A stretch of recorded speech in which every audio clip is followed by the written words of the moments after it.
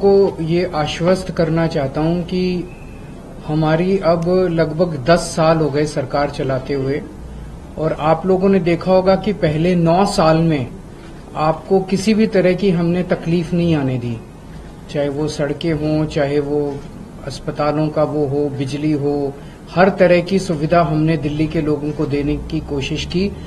In fact पूरे देश के अंदर जो सुविधाएं आज दिल्ली के लोगों को पिछले 10 साल से मिल रही हैं, वो उस किस्म की सुविधाएं पूरे देश में कहीं नहीं मिल रही हैं। लेकिन पिछले 1 साल के अंदर आप देख रहे हैं कि किस तरह से एक के बाद एक मंत्रियों को जेल में डाल दिया इन्होंने, दिल्ली को ठप करने की कोशिश की, दिल्ली के काम रोकने की कोशिश की, दिल्ली सरकार को डिरेल करने की कोशिश की। उसके बावजूद भी हम लगे हुए हैं, हम डटे हुए हैं। अब मैं बाहर आ गया हूं और जितने भी रुके हुए काम थे और जो जो तकलीफें और समस्याएं लोगों को हैं, मैं उनको आश्वस्त करना चाहता हूं। उन सब की तरफ हम लोग अब ध्यान दे रहे हैं और आपकी समस्याओं का निवारण करना हमारा फर्ज है। मुझे पता चला है कि दवाइयों की कमी बहुत ज्यादा हो रही है अस्पतालों में और मोहल्ला क्लिनिक में। इन लोगों ने दवाइयां बंद कर दी। इन लोगों ने अस्पतालों में और मोहल्ला क्लिनिक में जो फ्री टेस्ट होते थे वो बंद कर दिए। इन लोगों ने जो फरिश्ते स्कीम होती थी, जब किसी का एक्सीडेंट हो जाए दिल्ली के अंदर उसको फ्री इलाज होता था, वो बंद कर दिया। इन्होंने सड़कों का रिपेयर बंद कर दिया। इन्होंने ओल्ड एज पेंशन बंद कर दी। इन्होंने इस तरह से कई सारे काम हैं, कई होमगार्ड्स की और कई लोगों की तनख्वाहें बंद कर दी।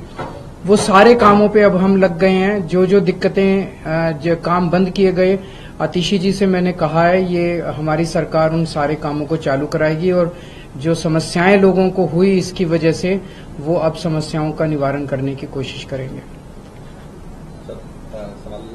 सर, आज एक और रेड हुई है, आप ही के आम आदमी पार्टी के सांसद है राज्यसभा के, उनके ऊपर ईडी की रेड।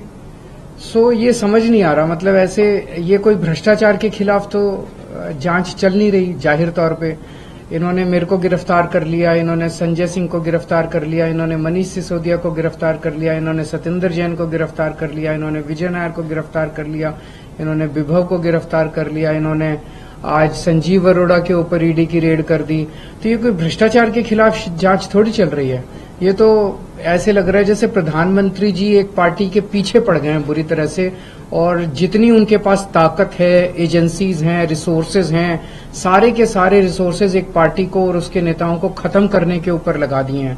लेकिन हमारे साथ भगवान है, हमारे साथ शक्ति है, तो हमने कोई गलत काम नहीं किया तो हम किस बात से डरेंगे।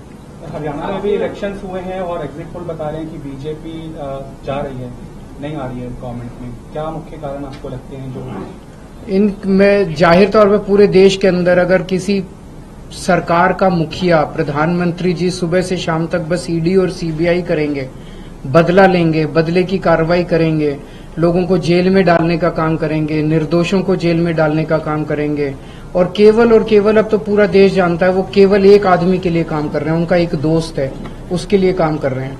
तो धीरे धीरे जनता को समझ में आने लगा है कि वो भाषण कुछ और देते हैं और करते कुछ और हैं। तो अब वो जो उनका एक पर्दा था वो हटता जा रहा है और लोगों को के सामने सच्चाई सामने आ रही है कि किस तरह से लोग बेरोजगारी से परेशान हैं, लोग महंगाई से परेशान हैं, लोग उनके भ्रष्टाचार से परेशान हैं।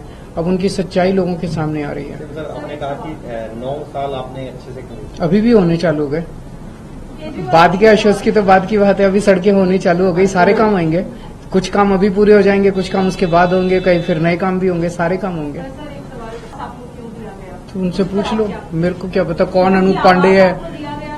तो वो चिट्ठी उन्होंने धनखड़ साहब को लिखी है, धनखड़ साहब जो ठीक समझेंगे तो उनकी चिट्ठी पे मैं कैसे प्रतिक्रिया दे सकता हूँ। इसको ठीक करा देंगे, पक्का ठीक कराएंगे। मैं समझता हूँ कि ये सड़क जो है ये सिंबल बन गई है एक तरह से खराब सड़क का, और इसको ठीक कराना हमारी सबसे बड़ी प्राथमिकता है। मुझे पूरी उम्मीद है इसको चुनाव के पहले ठीक करा लेंगे।